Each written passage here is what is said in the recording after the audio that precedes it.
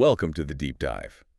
For those of you who follow health and societal trends, today we're tackling a topic you might think you know pretty well, Down syndrome. Mm-hmm. But our mission today is, well, to move beyond just the headlines. We want to explore the really transformative shifts. Yeah, the breakthroughs. Exactly. Breakthroughs in medical understanding, but also, these profound changes in societal inclusion. It's really reshaping what it means to live with Down syndrome today. Totally. So we've dug into our sources and extracted what we think are the most surprising and impactful insights to give you a clearer, deeper understanding. Precisely. And I think it's important to underscore just how far we've actually come, not just in understanding the genetics, Right. but also the incredible potential for fulfilling lives, for genuine societal contribution. Yeah. It's really a story of progress, isn't it? And evolving perspectives. It deserves a closer look. Okay, so let's unpack this transformation, starting at the core, really, the genetic blueprint. Down syndrome, at its most fundamental level, it's a genetic condition. Mm-hmm. It happens when a person is born with an extra copy of chromosome 21. Mm-hmm. That specific one. And this additional genetic material, it influences how the body and the brain develop. Leads to some distinct physical features, certain developmental considerations we'll get into. Yeah. But, and this is key, something our sources kept highlighting, with the right support. Individuals with Down syndrome are leading healthy, fulfilling, and frankly, incredibly meaningful lives. Absolutely. And maybe we can dive just a little deeper into that genetic reality. Please do. So typically, our cells contain 2 copies of each chromosome, right? They come in 23 pairs. 46 total. Exactly. But in Down syndrome, there's that crucial difference. A 3rd copy of chromosome 21. Trisomy 21, that's the medical term. Oh, that's the one. Trisomy 21. And while trisomy 21 is, the most common form by far, it's worth noting there are actually 3 main ways this genetic situation can occur. Right. It's not monolithic. No. So about 95% of cases, that's your classic trisomy 21, Yeah. often called non-disjunction. Mm-hmm. Meaning the chromosomes just didn't separate correctly during cell division. Right, so every cell ends up with that extra chromosome 21. Okay. Then you've got mosaic Down syndrome, much rarer, maybe 1 to 2% of cases. And mosaic means it's a mix, right? Exactly, a mix. Some cells have the extra chromosome, but others have the typical number. Interesting. And the 3rd type. That's translocation Down syndrome. Affects around 3 to 4%. Mm.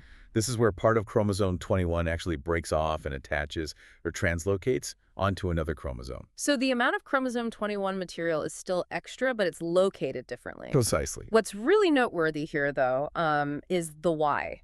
While we don't fully understand the exact reason for the initial chromosomal error, Still some mystery there. definitely, but maternal age is a recognized risk factor.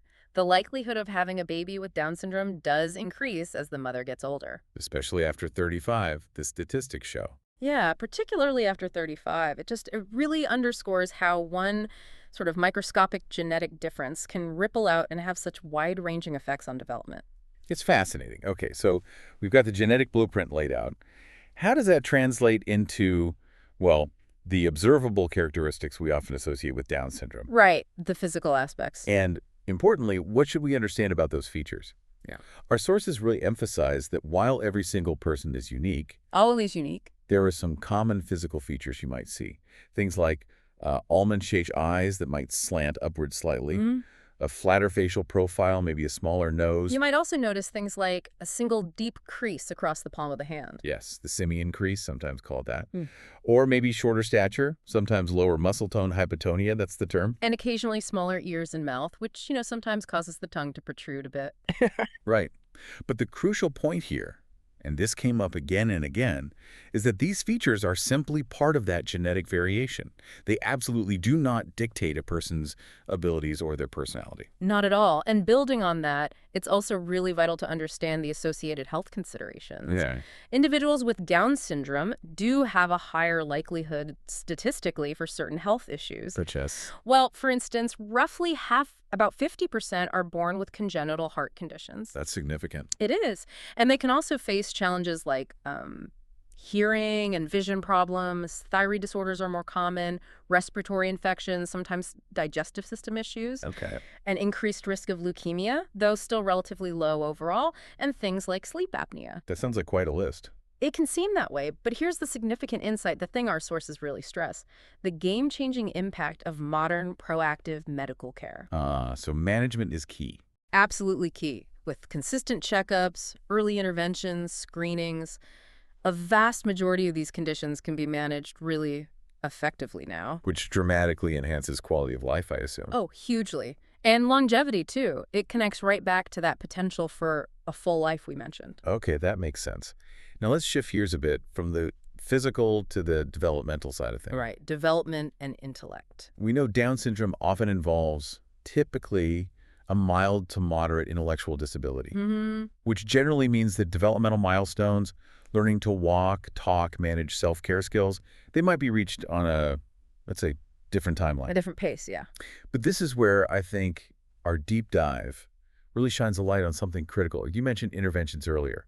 The incredible power of early intervention. Oh, huge. Can you expand on that? Why have things like physical therapy, occupational therapy, speech therapy been such game changers? Absolutely. I mean, the data, the evidence, it's just crystal clear. Early intervention programs have been truly transformative. How so?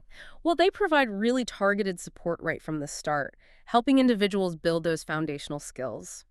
Motor skills, communication skills, cognitive skills. So it helps them achieve more independence later on. Significantly more independence, yes. And this ties directly into the dramatic improvements we've seen in education for individuals with Down syndrome just over the last few decades. Right. Education looks very different now. Completely different. There's been this major shift towards inclusive classrooms where possible, towards tailored learning plans, IEPs. Individualized education programs. Exactly. And robust support services within schools. It's allowed so many children to learn right alongside their peers. Fostering more integrated experiences. Far more integrated, yeah. And the focus now is really on encouraging social interaction, building self-confidence, promoting those essential life skills. It's all geared towards long-term success and participation in the community. It really is a testament, isn't it, to how much societal attitudes and support systems have genuinely evolved. Profoundly evolved. It's quite remarkable when you look back. It really is. So, okay, what is all this? This improved understanding, the better medical care, the focus on inclusion. What does it all mean for life itself? Well, the impact is astonishing, frankly. The life expectancy numbers are staggering. They really are. Our sources highlight this almost revolutionary explosion in life expectancy. You mentioned it earlier, from around 25 years back in the 1980s. Yeah, just 25. To over 60 years today in many developed countries. Over 60. That's not just a small bump. No, it's not gradual improvement. It's a leap. And it's a direct testament to specific breakthroughs, like much better, earlier cardiac interventions. Right, fixing those heart conditions early. Exactly. And also that broader societal commitment to inclusion and better overall health care. So it means many adults with Down syndrome are, living much longer, fuller lives. Absolutely. They're working, often living semi-independently or with support, maintaining active social lives. I was really struck by some of the stories in our sources. People starting businesses, deeply involved in their communities. Makes my own daily grind look a bit tame sometimes. Right. It truly highlights how they're not just, participating, but actively thriving and contributing, enriching their families, their communities. Yeah. And we should also touch on support for families receiving a diagnosis. It can certainly be an emotional journey. Understandably. Of course. Yeah. But the resources available now are just unparalleled compared to the past. Support groups, professional counseling, extensive educational materials, they're all crucial. Helps navigate everything. Helps navigate, helps understand the condition, helps plan effectively for a child's needs. And, connecting with other families who've walked a similar path, that often provides invaluable encouragement and just practical day-to-day advice. That connection must be so important. It really is, and it reinforces that core message. Down syndrome is a natural genetic variation. It's not a disease. It's not an illness to be cured. And society, thankfully, is increasingly embracing that reality. So, to kind of wrap things up, our deep dive into these sources, it just clearly shows that while Down syndrome presents its own unique set of considerations, its own challenges, it is absolutely not a limit on potential. Not at all. The importance of that early medical care we talked about, dedicated educational support, and real, genuine societal inclusion. You just can't overstate it. No, you can't. And what really stands out, I think, is just how much that progress in medicine and understanding and attitudes has utterly transformed the landscape of possibilities for individuals with Down It's a syndrome. transformation. Truly, it's actually a powerful reminder for all of us, isn't it? To reflect on the immense power of support, of acceptance, of inclusion in unlocking human potential, Yeah. regardless of genetic variations or anything else. So maybe as you go about your day, you could consider, what role might you play? How can we all contribute to fostering even more inclusive, more supportive communities moving forward? A great thought to end on. Thanks for that perspective. My pleasure. It's an important conversation.